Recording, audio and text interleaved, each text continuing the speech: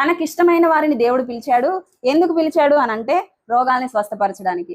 ఎందుకు పిలిచాడు అనంటే సువార్త ప్రకటించడానికి. ఇప్పుడు మనం చదువుకున్న లేఖనాలన్నింటిలో అదే కనపడుతుంది. సువార్త ప్రకటించడానికని, దయ్యాలను వెళ్ళగొట్టడానికని, ఆయనతో ఉండడం కోసమని, ఆయనతో టైం గడపడం కోసమని, ఇలాగా మనకి చాలా విషయాలు కనపడతా ఉంటాయి. ప్రార్థన చేయడానికి కానీ ఇట్లాగా చాలా విషయాలు కనపడతా ఉంటాయి.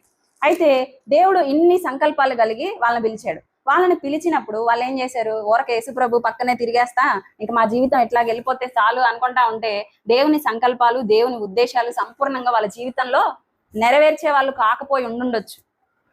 అయితే దేవుడు పిలిచాడు, పిలుపుకు తగిన జీవితాలు వాళ్ళు జీవించారు. దేవుడు ఏ ఉద్దేశం కలిగైతే వాళ్ళని పిలిచాడో ఆ ఉద్దేశాలన్నీ శిష్యుల జీవితాల్లో నెరవేరుకుంటా వచ్చినాయి. 12 మంది శిష్యులు ఒక్కతను యూదా ఒక్కతను తప్పిపోయాడేమో కానీ మిగతా ఎవరైతే ఉన్నారో యేసు ప్రభు చుట్టూ తిరిగిన ఎవరైతే ఉన్నారో వారందరూ కూడా దేవుని కొరకు బలంగా వాడబడిన ఒక గొప్ప పాత్రలుగా మనకి బైబిల్ గ్రంథంలో కనిపిస్తారు. వాళ్ళ జీవితాలు మనం చూసినట్లయితే దేవుని యొక్క సంకల్పాన్ని వాళ్ళు చాలా మంచిగా, దేవుని యొక్క ఉద్దేశాలను సంపూర్ణంగా నెరవేర్చినట్లుగా మనం లేఖనాల్లో చూస్తాం. అయితే కొన్నిసార్లు దేవుడు పిలిచినా కూడా వెనక్కి వెళ్ళిపోయిన పరిస్థితి వాళ్ళ జీవితాల్లో వచ్చింది. రకరకాల పరిస్థితులను బట్టి యేసు ప్రభు వాళ్ళతో లేకపోవటం వలన వాళ్ళు ఏం చేశారంటే చివరికి వదిలిపెట్టిన వాళ్ళని మళ్ళా వేసుకొని మళ్ళా విడిచిపెట్టిన పనిలోకి మళ్ళా వెళ్ళే పరిస్థితులు వచ్చినప్పుడు కూడా ప్రభు ఏం చేశాడంటే శిష్యులను దర్శించినట్లుగా మనం ఇందాక లేఖనంలో చూసాం. ఇట్లాగా దేవుడు తన పక్కనున్న శిష్యుల మీద ప్రత్యేకమైన శ్రద్ధ కలిగి ఉన్నాడు, ప్రత్యేకమైన ఆలోచన కలిగి ఉన్నాడు. ఆయన చనిపోయి తిరిగి లేచి పునరుద్ధానుడు అయిన తర్వాత ఆయన శిష్యులకు కనిపించాడు. మనం యోహాను సువార్తలో ఆ మాటను మనం చూసాం. యోహాను సువార్త 21వ అధ్యాయం 1వ వచనంలో, అటు తరువాత యేసు తిబెరియా సముద్ర తీరమున శిష్యులకు మరలా తనను ప్రత్యక్షపరుచుకున్నాడు. ఆయన వాళ్ళ కుటుంబానికి కనపడలేదు. నేను తిరిగి లేచాను, నేను చచ్చిపోయి అట్లాగే లేనమ్మా, నేను బ్రతికాను, నన్ను చూసి నువ్వు చాలా ఏడ్చావు, భయంకరంగా బాధపడ్డావు, ఎందుకంటే నువ్వు నన్ను కన్న తల్లివి కదా, నీకు చాలా మమకారం ఉంటది కదా, నీ ప్రాణం తల్లడిల్లిపోయింది కదా అని చెప్పి నేను తిరిగి లేచానమ్మా అని చెప్పి యేసు ప్రభు వెళ్ళి వాళ్ళ అమ్మకి కనిపించలా, లేకపోతే ఇంకొకరికి ఎవరికి కనిపించలేదు. కానీ యేసు ప్రభు ఎవరికి తనను తాను కనపరుచుకున్నాడు అనంటే శిష్యులకు తనను తాను కనపరుచుకున్నట్లుగా మనం లేఖనంలో చూస్తాం. ఫస్ట్ ఏం చేశాడు? పిలుచుకున్నాడు. ఇష్టమైన వారిని, తనకిష్టమైన వారిని సెలెక్ట్ చేసుకున్నాడు. ఇప్పుడు మనం ఎలాగైతే మనకు నచ్చిన కాయలు ఉన్నాయి అనుకో, బండి మీద ఒక కుప్ప కాయలు ఉన్నాయి, అయితే మనం ఏం చేస్తాం? ఆ కాయలన్నింటిలో మనకి నచ్చిన వాటిని మనం సెలెక్ట్ చేసుకుంటాం. పుచ్చులు లేనివి, వంకాయలే అనుకోండి, లేకపోతే ఏదైనా కానీ కాయలు కావచ్చు, కూరగాయలు కావచ్చు, మనకు నచ్చిన వాటిని మనం ఏరుకుంటాం, ఎంపిక చేసుకుంటాం. కొన్నిసార్లు చూస్తే కొన్ని పుచ్చులు ఉంటాయి, అవి మనం తీసి పడేస్తాం. బాగుంది, ఇది ఫ్రెష్గా ఉంది, ఇది మంచిగా ఉంది అనుకుంటేనే మనం తీసుకుంటాం. చీరలైనా కావచ్చు, ఏదైనా డ్యామేజ్ లేకుండా ఇది చక్కగా ఉంది, ఇది బాగుంది అనుకుంటేనే మనం దాన్ని కొనడానికి ఇష్టపడతాం. ఇదే రీతిగా ప్రభు కూడా ఏం చేశాడంటే తనకి ఇష్టమైన వారిని పిలుచుకున్నాడంట.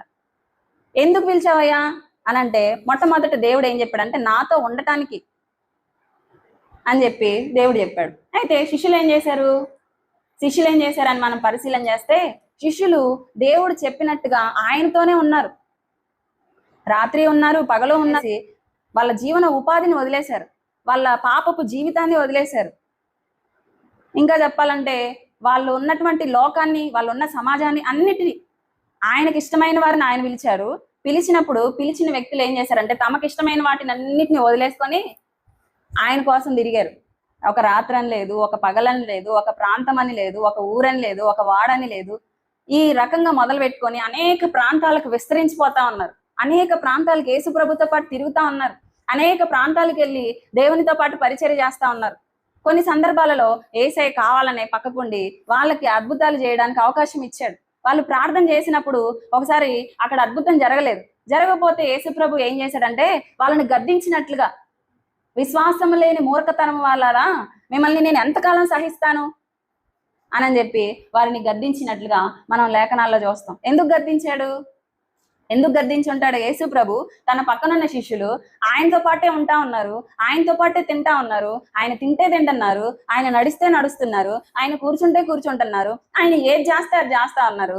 మరి అంత మంచిగా ఉంటే వాళ్ళని ఎందుకు దేవుడు వాళ్ళ మీద కోపగించుకున్నాడు?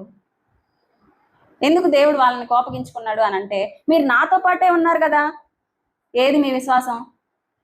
మీరు నాతో పాటే ఉన్నారు కదా, ఏది మీ భక్తి? మీరు ఏం నేర్చుకున్నారు అని చెప్పి ప్రభు ఏం చేశాడు?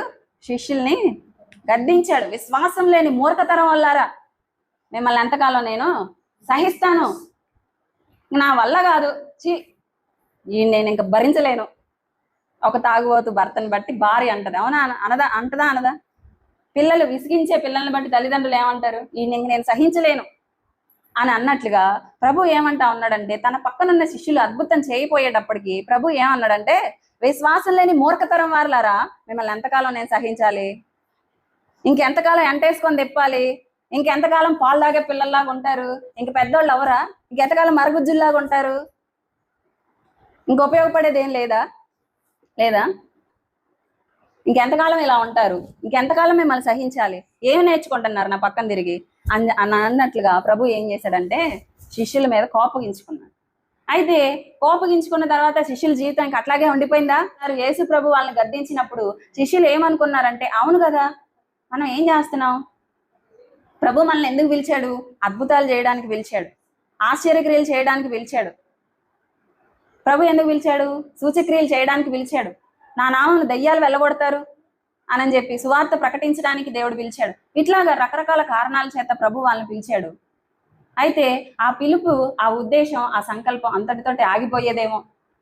కొంతమంది ఏం చేస్తారంటే, గద్దించినప్పుడు నేను ఎందుకు పోవాలి, అంతమంది ముందర మమ్మల్ని పక్కనే అసలు ఈ రకంగా తిరుగుతా ఉంటే, అంతమంది ముందర ఎలా పడితే అలా మాట్లాడాడు, అసలు ఎంతో ఎందుకు తిరగాలి అనుకుంటే వాళ్ళ జీవితాలు అక్కడితోటి ఆగిపోయి ఉండొచ్చు. అయితే వాళ్ళు అట్లాగా అనుకోలేదు. వాళ్ళు ఏం చేశారంటే, యేసు ప్రభు ఎప్పుడైతే వాళ్ళకి గద్దించాడో అక్కడి నుంచి వాళ్ళ జీవితం టర్న్ అయిపోయింది. అక్కడి నుంచి అవును కదా, మేము ఎందుకు చేయలేకపోయాం? ప్రభు చెప్పాడు కదా, ప్రభు చేయడమే కదా, ఆయన ఏం చెప్పాడు? నా నామమున మీరు దయ్యాలను వెళ్ళగొడతారు, మీరు అద్భుతాలు చేయడానికి నేను పంపాను, మిమ్మల్ని పిలిచాను అని చెప్పి దేవుడు మనతో ఎన్నోసార్లు చెప్పాడు కదా, మరి మనం ఎందుకు చేయలేకపోయాం అని చెప్పి వాళ్ళని వాళ్ళు విమర్శించుకొని సరి చేసుకున్న తర్వాత అద్భుతాలు ప్రారంభమైనవి, ఆశ్చర్యక్రియలు ప్రారంభమైనవి. దేవుడు ఎందుకు పిలిచాడు? ఆయనతో ఉండటానికి. ఆయనతో ఉన్నారు, ఆయన శక్తిని పొందుకున్నారు, ఆయనలాగా బ్రతికారు, ఆయన చేసిన కార్యాలు చేశారు, ఆయనలాగే కొంతమంది ప్రాణాలు కూడా వదిలారు. మనం చూడొచ్చు అపోస్తలుల కార్యంలో కూడా 1వ అధ్యాయం 14వ వచనంలో, వీరితో కూడా ఉన్న కొందరు స్త్రీలు యేసు తల్లి అయిన మరి ఆయన సహోదరులను ఏక మనసుతో ఎడతెగక ప్రార్థన చేస్తా వచ్చారు. ప్రార్థన అనుభవాన్ని వాళ్ళు మర్చిపోలేదు, ప్రార్థన చేస్తా ఉన్నారు ప్రతిరోజు ఏకముగా కూడి. శిష్యులందరూ ఎవరెవరైతే ఉన్నారో ఒకరినొకరు బలపరుచుకుంటా ఉన్నారు, ఒకరినొకరు పురికొల్పుకుంటా ఉన్నారు, ఒకరికొకరు ప్రార్థన చేస్తా ఉన్నారు. ఇలాగా శిష్యులందరూ ఏకంగా కూడి ప్రార్థన చేస్తా ఉంటే పరిశుద్ధాత్మ యొక్క శక్తి పెళ్ళుమని వారి మీదకి దిగి వచ్చింది. అప్పుడు చాలా మంది రక్షణ పొందారు. ఒక సందర్భంలో 3000 మంది రక్షించబడ్డారు, మరొక సందర్భంలో 5000 మంది రక్షించబడ్డారు. ఇట్లాగా చూస్తా పోతే వాళ్ళ ద్వారా పరిచర్య విస్తరించింది.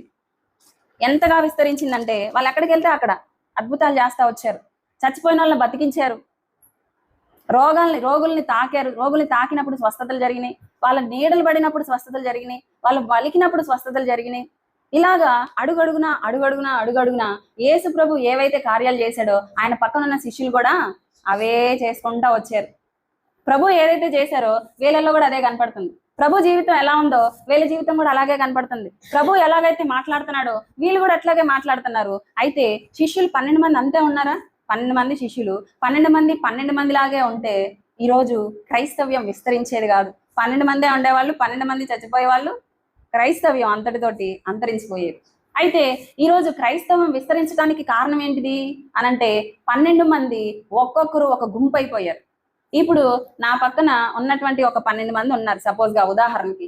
ఈ 12 మంది ఇప్పుడు నాతో పాటు వస్తా ఉన్నారు, అయిపోయింది, పాఠంతో పాటు వెళ్ళిపోయాం, మేము సాకారంగా మామూలుగా వెళ్తున్నాం వస్తున్నాం, ఇంకంతటితోటి ఇంతే అనుకుంటే నువ్వుగానే ఉండిపోతావు, నువ్వుగానే ఉండిపోతావు.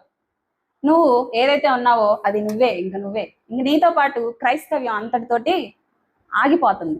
ఇప్పుడు అదే నేను ఇంకొకరిని రక్షించాలి, కొంతమందికి దేవుని ప్రకటించాలి, కొంతమందికి సత్యాన్ని తెలియజేయాలి, కొంతమందిని క్రీస్తు కొరకు బలపరచాలి, కొంతమందిని ఆదరించాలి అని చెప్పి మనం ఎప్పుడైతే నడుంగట్టి పని చేస్తాం మొదలు పెడతామో ఒక్కొక్కరు ఒక్కొక్క గుంపు అవుతారు. 12 మంది లాగా మిగిలిపోతే క్రీస్తు రాజ్యం విస్తరించబడేది కాదు.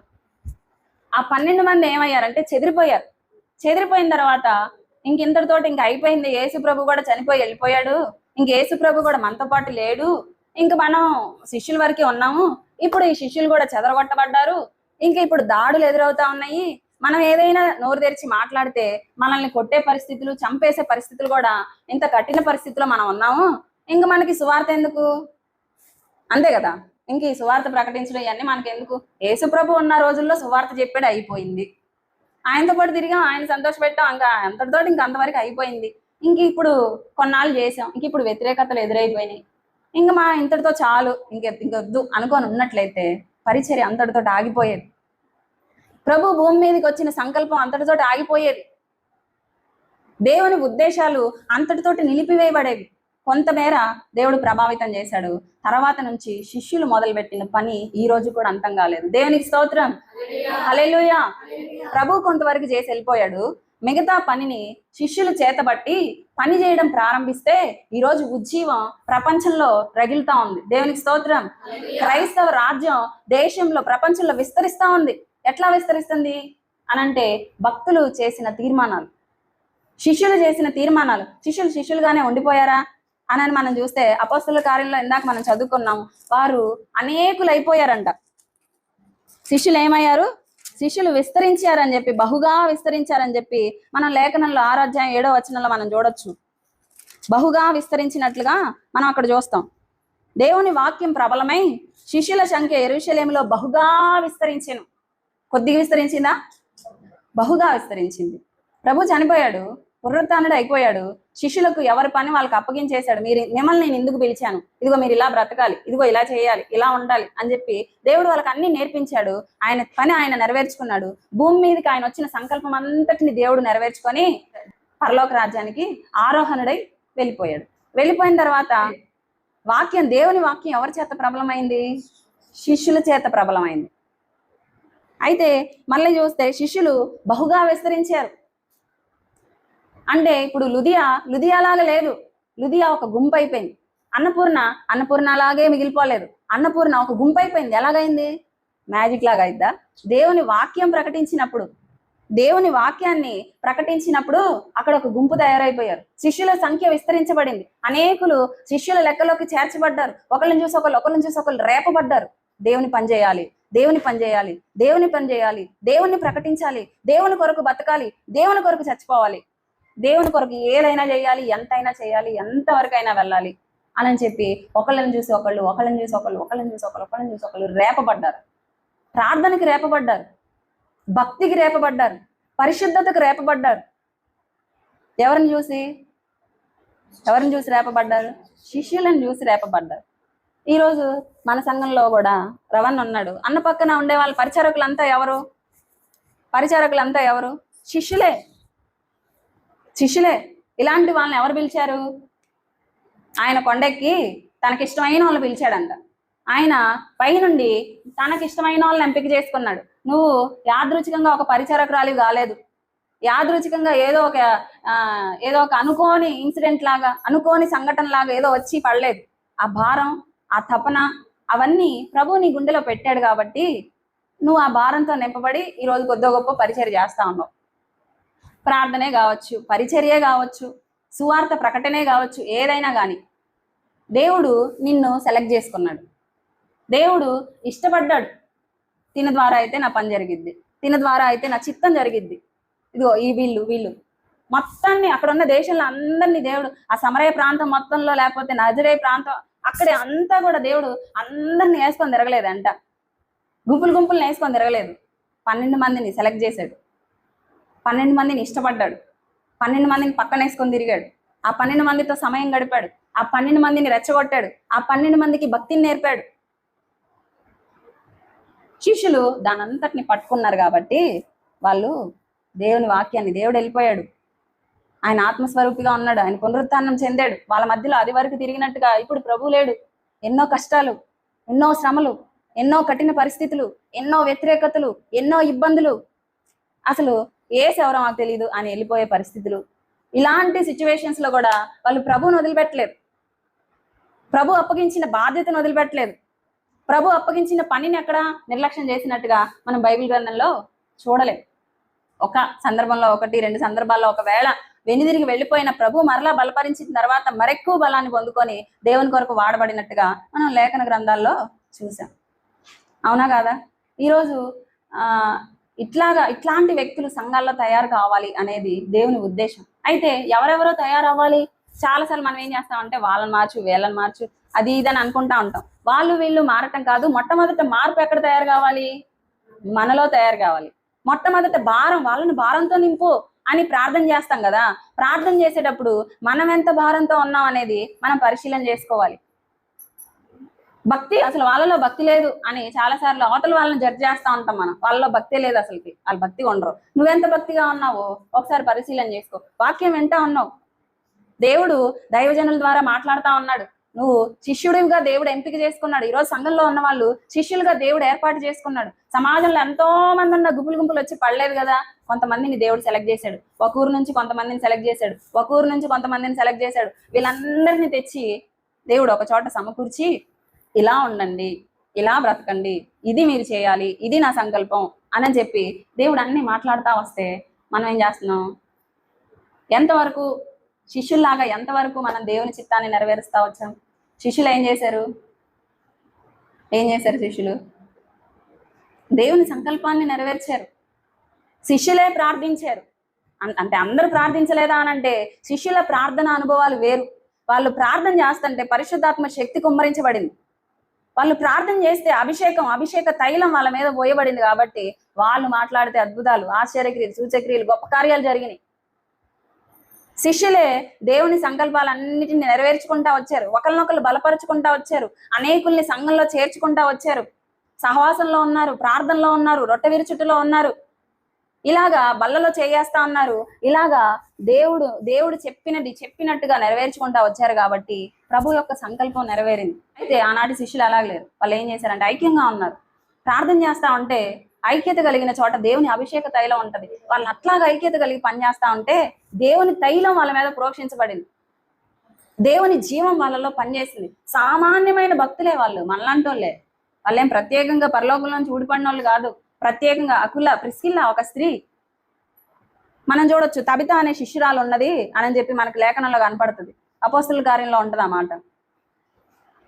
ఆమె శిష్యురాలు. ఆమె ఏం చేసింది? ధర్మకార్యాలు చేసింది, సత్క్రియలు చేసింది, ధర్మకార్యాలు. ఆమె చేసిన ధర్మకార్యాలు బహుగా విస్తరించింది అని చెప్పి లేఖనాల్లో సాక్ష్యం ఉంది. చదువుకుంటా పోతే లేఖనాలు ఎక్కువ అవుతాయి అని కొన్ని చూపించట్లేదు. ఆమె ఎవరు? ఒక స్త్రీయే. ప్రిస్కిల్లా ఎవరు? స్త్రీయే. యోహన్నా ఎవరు? సూసన్నా ఎవరు? దేవునితో పాటు పరిచర్య చేసిన యోహన్నా ఎవరు? ఆయనతో పాటు తిరిగిన సూసన్నా ఎవరు? వీళ్ళందరూ ఎవరు? పురుషులా? స్త్రీలు. ముందు పోతున్న వాళ్ళని చూసి వెనకొన్న వాళ్ళు ఈర్ష్యపడట్లా. ద్వేషాలు లేవు, కక్షలు లేవు, అసూయలు లేవు, విభేదాలు లేవు, విమతాలు లేవు, మద్దతులు లేవు, ఏమీ లేవు. అంత ఐక్యత, దేవుని మాటలు, దేవుని జీవం, దేవుని శక్తి, దేవుని ప్రసన్నత, పరిశుద్ధత అంతా ఇలాగే కొనసాగింది. కాబట్టి అంత భయంకరమైన వ్యతిరేకతల మధ్యలో ఒక్కొక్కరిని చంపుకుంటా వస్తా ఉన్నారు. కొంతమంది చంపబడుతున్నారు కళ్ళ ముందలే, హతసాక్షులు అయిపోతా ఉన్నారు. వాళ్ళతో పాటు ఉన్న వాళ్ళు చచ్చిపోతా ఉన్నారు. అయినా కానీ మనం కూడా సిద్ధపడాలి. క్రీస్తు కొరకు చచ్చిపోయే హతసాక్షుల కవులలో మన పేరు ఉండాలి అన్నట్లుగా ఒకరినొకరు రేపుకుంటా వచ్చారు. కాబట్టి ఈ పరిశుద్ధ గ్రంథంలో వాళ్ళని గురించి ఎన్నో సాక్ష్యాలు ఉన్నాయి. దేవునికి స్తోత్రం, హల్లెలూయా. ఎవరు వీళ్ళంతా ఎవరు? యేసు ప్రభు పక్కన తిరిగిన శిష్యులు. వాళ్ళ పక్కన తిరిగిన వాళ్ళు కూడా శిష్యులే అయ్యారు. వాళ్ళతో పాటు తిరిగిన వాళ్ళు కూడా శిష్యులు అయ్యారు. కాబట్టి ఈరోజు దేవుని రాజ్యం విస్తరిస్తా ఉంది. అయితే ఆ రోజుల్లో శిష్యులు ఏమేం చేశారు? ప్రార్థన చేశారు, భక్తి చేశారు, అన్ని చేశారు, ఆర్థికంగా ఆదుకున్నారు, బలహీనపడిన వాళ్ళని బలపరిచారు, రకరకాలుగా వాళ్ళు చేయగలిగిందంతా ప్రభు కొరకు చేశారు. ఎంతైతే చేయాలో శక్తికి మించి చేశారు. కాబట్టే క్రీస్తు రాజ్యం ప్రబలమైపోయింది, బహుగా విస్తరించిపోయింది. దేవుని రాజ్యం అత్యంత వేగంగా ప్రబలమైపోతుంది. ఎక్కడికక్కడ ఒక గుంపు, ఎక్కడ చూసినా ఒక గుంపు, ఎక్కడ చూసినా ప్రతి ఇంట ప్రార్థించే గుంపు. ఇలాగా ప్రతి చోట వెళ్ళిన ప్రతి చోట ఒక సంఘం, అడుగుపెట్టిన ప్రతి చోట ఒక సంఘం, ఒక గుంపు. ఇదంతా ఒక మ్యాజిక్ లాగా జరిగిందా అంటే జరగలేదు, శిష్యుల ద్వారా జరిగింది. అయితే యేసు ప్రభు భూమి మీద పరిచర్య చేసిన దినాల్లో శిష్యుల్ని సెలెక్ట్ చేసుకొని ఇష్టమైన వాళ్ళని పిలుచుకొని ఆయన పనిని ఆయన జరిగించుకున్నాడు. వాళ్ళ పని వాళ్ళు చేశారు, యాత్ర ముగించుకొని వెళ్ళిపోయారు. ఈరోజు ఇక్కడ ఉన్నటువంటి మనల్ని కూడా దేవుడు శిష్యులుగా సెలెక్ట్ చేసుకున్నాడు, శిష్యులుగా పిలుచుకున్నాడు, ఏర్పరచుకున్నాడు, ప్రత్యేకించాడు. అన్ని మాటలు విషదపరుస్తా వచ్చాడు. ఆనాటి శిష్యులు దేవుని వాక్యం చేత రేపబడి కదిలితే ఒక గొప్ప ఉజ్జీవం. మరి ఈనాటి శిష్యురాలివి నువ్వే ఒక అకుల్లా ప్రిస్కిల్లా, ఒక ప్రిస్కిల్లా కదిలినట్టు నువ్వు కదలగలవా? ఒక తబితలాగా దేవుని కొరకు సత్క్రియలు ధర్మకార్యాలు నువ్వు చేయగలవా? యేసు ప్రభుతో పాటు పరిచర్యలో తిరిగిన సూసన్న, యోహన్న, మరియా, మగ్దలేని మరియా, ఇలా వాళ్ళలాగా సమర్పణ కలిగి జీవించగలవా? క్రీస్తుని ప్రకటించగలవా? ఒక్క అడుగుతురు. పునరుత్థానాన్ని ప్రకటించింది ఎవరు? ఒక స్త్రీ. నీలాంటి ఒక స్త్రీ, నాలాంటి ఒక స్త్రీ, మనలాంటి స్త్రీనే. ఆమె ద్వారా పునరుత్థానం ప్రకటించబడింది. దేవుడు పునరుత్థానుడు అయ్యాడన్న సత్య సువార్త ఆమె ద్వారా ప్రబలించబడింది. ఒక స్త్రీ దేవుని ప్రకటించింది. ఇలాగా చూస్తా పోతే పరిచర్యలో స్త్రీల పాత్ర ఉంది. ఈరోజు సంఘంలో కొనసాగుతున్న మనం ఎట్లా ఉన్నామో పరిశీలన చేసుకోవాలి. ఈరోజు శిష్యులంగా మనం ఉన్నాం. ఎంతవరకు దేవుని పని చేయగలుగుతున్నాం? ఎంతవరకు దేవుని చిత్తాన్ని నెరవేర్చగలుగుతున్నాం? దేవుని రాజ్యం ఎంతవరకు మన ద్వారా విస్తరించబడతా ఉంది? ఒకవేళ లోపాలు ఉన్నాయో మన జీవితాల్లో, మన రహస్య జీవితాల్లో, మన జీవితాల్లో తెలుసో తెలియకో కొన్ని తొట్టుపాట్లు, కొన్నిసార్లు పడ్డాం, కొన్నిసార్లు ఇబ్బందులు పడ్డాం. అయిపోయింది, గతం అయిపోయింది. ఈరోజు సత్యం తెలుసుకున్నావు, సత్యంలోకి వచ్చావు. ఇప్పుడు ఏం చేసావు?